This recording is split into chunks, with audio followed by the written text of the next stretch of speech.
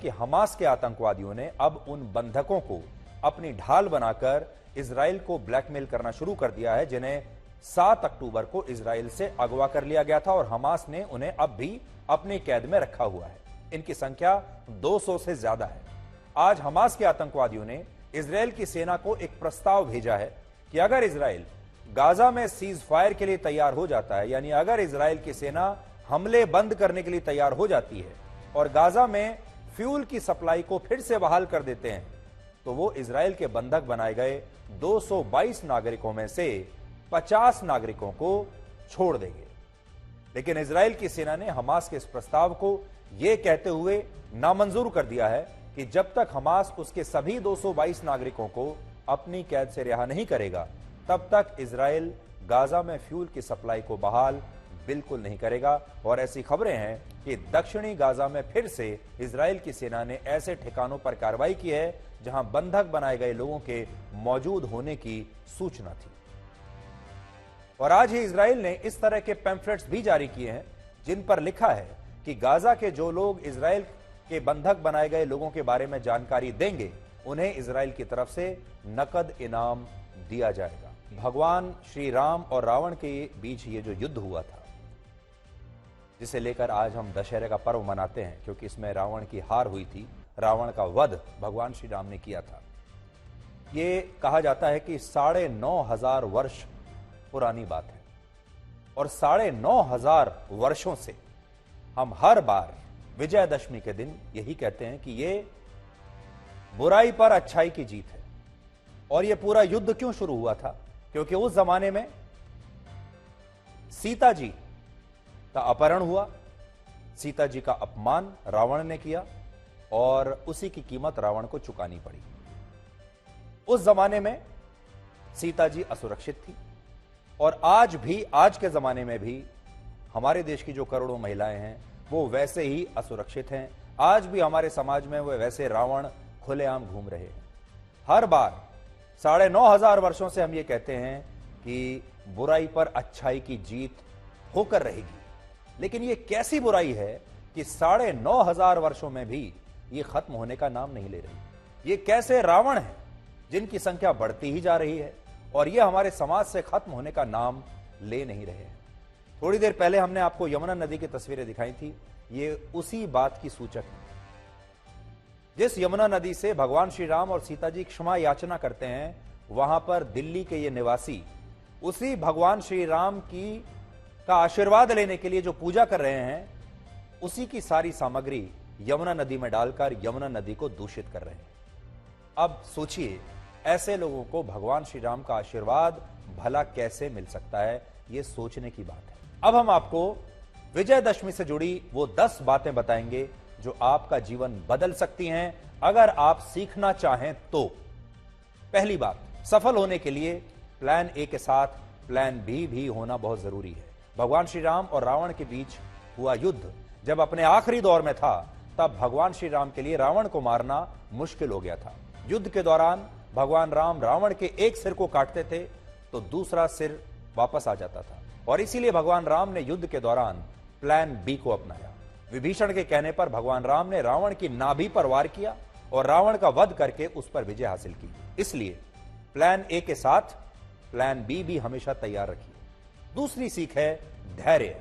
भगवान राम के लिए रावण पर विजय प्राप्त करना आसान नहीं था, लेकिन उन्होंने कभी भी अपना धैर्य और विश्वास खोया नहीं। इस युद्ध को जीतने के लिए भगवान राम ने अपनी टीम के साथ पूरी योजना बनाई, कड़ी मेहनत की, परिश्रम किया और आखिरी क्षण तक चुनौतियों से एक एक करके सामना किया। और उनके इसी धैर्य ने रावण पर उनकी जीत को आसान भी बनाया और सुनिश्चित किया। यानी जो सफलता होती है वो समय भी मांगती है और संयम भी मांगती है। तीसरी सीख यह है कि गलतियां विनाश को जन्म देती है। रावण बहुत ज्ञानी था, वो धन के देवता कुबेर का भाई था, लेकिन सीता के अपहरण की एक गलती ने उसका सारा सम्मान, उसकी सारी रेपुटेशन, उसका जीवन ही समाप्त कर दिया और उसकी ये गलती उसके वध का सबसे बड़ा कारण बन गई। चौथी सीख यह है कि अपने राज किसी को ना बताएं। रावण पर भगवान राम की विजय का एक बड़ा कारण विभीषण था, क्योंकि विभीषण रावण के सारे राज जानता था। विभीषण ने ही रावण की नाभि में छिपे अमृत का रहस्य भगवान राम को बताया, जिसकी वजह से भगवान राम रावण का वध करने में सफल हुए। यानी आपके राज, आपकी जो गुप्त जानकारियां हैं, वही आपकी सबसे बड़ी ताकत होती हैं और वही आपकी सबसे बड़ी कमजोरी होती है। और कोई आपका अपना ही, अपने कोई आसपास रहने वाला व्यक्ति ही उसका सबसे ज्यादा लाभ उठाता है और फिर आपको हानि पहुंचाता है। इसलिए गुप्त शत्रु से हमेशा बचकर रहे। पांचवी सीख है, अपने विरोधी को कम करके आंकने की भूल ना करें। रावण की तुलना में भगवान राम एक साधारण मनुष्य की तरह थे। वो अपने राजपाट और सेना से दूर जंगलों में वनवास काट रहे थे, जबकि दूसरी तरफ रावण बहुत शक्तिशाली था और उसे कई वरदान भी प्राप्त हुए। लेकिन रावण से गलती यह हुई कि उसने भगवान राम की ताकत को नजरअंदाज किया, उन्हें आम व्यक्ति मान लिया और वानर सेना को बंदरों की सेना कहकर उनका मजाक उड़ाया। यानी रावण ने जिस तरह भगवान राम की ताकत को कम करके आंका, उससे वो इस युद्ध में हारा। छठी सीख है, सही व्यक्ति को सही काम देना। भगवान राम के व्यक्तित्व का सबसे महत्वपूर्ण गुण था लीडरशिप क्वालिटी। भगवान राम ने जिस तरह से वानरों की सेना का नेतृत्व किया वो अद्भुत था। शुरुआत में वानर सेना भगवान राम के साथ नहीं थी, लेकिन बाद में उन्होंने शबरी, केवट और वानरों के साथ अपनी नेटवर्किंग बहुत मजबूत की, उनके साथ एक रिश्ता बनाया और टीम के हर सदस्य की ताकत को पहचाना, जाना, परखा और फिर सही व्यक्ति को सही काम दिया। यानी एक अच्छे लीडर को यह समझना चाहिए कि उसकी टीम में किस सदस्य की क्या खासियत है और किसे क्या काम देना चाहिए, और यह खासियत भगवान श्री राम के पास थी। सातवीं सीख है, भय बिन प्रीत ना हुई। लंका पर आक्रमण के समय भगवान राम ने बहुत आदर के साथ समुद्र से मार्ग देने को कहा। 3 दिन बीत गए, लेकिन जब समुद्र पर आग्रह का कोई असर नहीं हुआ, तब भगवान राम समझ गए कि अपनी शक्ति से उसमें भय उत्पन्न करना अनिवार्य है। और यही मंत्र व्यावहारिक जीवन में भी लागू होता है। कभी कभी व्यक्ति को समझाने के लिए उंगली टेढ़ी करना आवश्यक होता है, अपनी शक्ति दिखाना आवश्यक तो होता है। 8वीं सीख है, अपनी मर्यादा को समझें। लक्ष्मण ने सीता की सुरक्षा के लिए लक्ष्मण रेखा बनाई। रावण ने धोखे से सीता को लक्ष्मण रेखा लांघने के लिए मजबूर किया और उनका अपहरण किया। यह सीता की गलती थी। मैनेजमेंट की दृष्टि से यह बहुत जरूरी सबक है, क्योंकि कई बार छोटे छोटे लालच लोगों को उनकी सीमाओं से बाहर जाने के लिए बाध्य करते हैं, लक्ष्मण रेखा को लांघने के लिए बाध्य करते हैं, और बाद में जब उन्हें धोखा मिलता है तो तब तक जीवन पटरी से उतर चुका होता है। इसलिए आपके जीवन में भी एक लक्ष्मण रेखा जरूर होगी, हर एक के जीवन में होती है। उस लक्ष्मण रेखा को बहुत सोच समझकर लांघना चाहिए। 9वीं सीख है, आपदा में अवसर। युद्ध से पहले भगवान श्री राम अपना दूत बनाकर हनुमान जी को रावण के पास उन्होंने भेजा, और रावण के सैनिकों ने हनुमान जी की पूंछ में आग लगा दी। लेकिन हनुमान जी ने आग बुझाने की कोशिश नहीं की, बल्कि आपदा में अवसर देखा और उन्होंने अपना प्रेजेंस ऑफ माइंड दिखाया और पूंछ में लगी आग से सोने की लंका को जला दिया और अपनी ताकत रावण को दिखा दी। और आखिरी और 10वीं सीख है, स्वाभिमान। भगवान राम अपनी पत्नी सीता और भाई लक्ष्मण के साथ 14 वर्ष का वनवास काट रहे थे। उनकी रावण से लड़ाई राजपाट या पैसे को लेकर नहीं थी, यह स्वाभिमान की लड़ाई थी। रावण ने सीता का हरण किया, यह सीधे तौर पर श्री राम के स्वाभिमान पर चोट थी। तो स्वाभिमान की लड़ाई कहां तक जा सकती है, यह भी आप सबको आज समझना चाहिए। आइसलैंड से आई एक बड़ी दिलचस्प खबर के बारे में बताना चाहते हैं, और यह भारत की 69 करोड़ महिलाओं के लिए बड़ी दिलचस्प खबर होगी। इसलिए आज ये जो खबर हम कर रहे हैं, ये भारत की महिलाओं के लिए आपको दिखा रहे हैं कि यह खबर भारत की महिलाओं को समर्पित है। आइसलैंड में आज 48 वर्षों के बाद ऐसा पहली बार हुआ है जब देश की लगभग सभी महिलाओं ने सड़कों पर उतरकर इन विरोध प्रदर्शनों में हिस्सा लिया और महिलाओं को भी पुरुषों के समान वेतन देने की मांग की। और सबसे दिलचस्प बात यह है कि यह विरोध प्रदर्शन वहां सरकार के खिलाफ नहीं था। आइसलैंड की मौजूदा प्रधानमंत्री खुद इन विरोध प्रदर्शनों में आज शामिल हुई और उन्होंने भी महिलाओं के साथ होने वाली इस असमानता के खिलाफ आवाज उठाने में अपने देश की महिलाओं का साथ दिया। आप जानते होंगे कि आइसलैंड की जो प्रधानमंत्री हैं वो खुद एक महिला हैं। अब आप सोच रहे होंगे कि अगर आइसलैंड के प्रधानमंत्री को लगता है कि उनके देश में वेतन को लेकर पुरुषों और महिलाओं के बीच असमानता है, तो फिर वो इसे खत्म करने के बजाय इन विरोध प्रदर्शनों में शामिल क्यों हो रही है? तो इसका जवाब यह है कि आइसलैंड में महिलाओं की नाराजगी सरकार से नहीं है। आइसलैंड दुनिया का वो पहला देश है जहां पुरुषों की तुलना में महिलाओं को कम वेतन देना एक अपराध माना गया है और वहां इसे लेकर कई तरह के बड़े सख्त कानून भी हैं। लेकिन इसके बावजूद आज भी आइसलैंड में पुरुषों और महिलाओं को मिलने वाले वेतन में पूरी तरह से समानता नहीं आई है, जिससे वहां की महिलाओं को लगता है कि यह असमानता तभी खत्म होगी जब सभी पुरुष महिलाओं को अपने बराबर अधिकार देने के लिए मानसिक रूप से तैयार होंगे, यानी जब वहां के समाज में एक बदलाव आएगा। आइसलैंड एक बहुत छोटा सा देश है जिसकी कुल आबादी सिर्फ 3.5 लाख है, जिनमें 1,76,000 पुरुष हैं और 1,74,000 महिलाएं हैं। इससे भी बड़ी बात यह है कि जेंडर इक्वलिटी के मामले में पिछले 14 वर्षों से आइसलैंड पूरी दुनिया में नंबर 1 पर है और वहां पूरी दुनिया में पुरुषों और महिलाओं के बीच सबसे कम भेदभाव है। लेकिन फिर भी वहां की आधी आबादी आज सड़कों पर है और वहां की महिलाओं का कहना है कि जब तक उनके देश में पूरी तरह से समानता नहीं आ जाती तब तक उनका यह संघर्ष जारी रहेगा।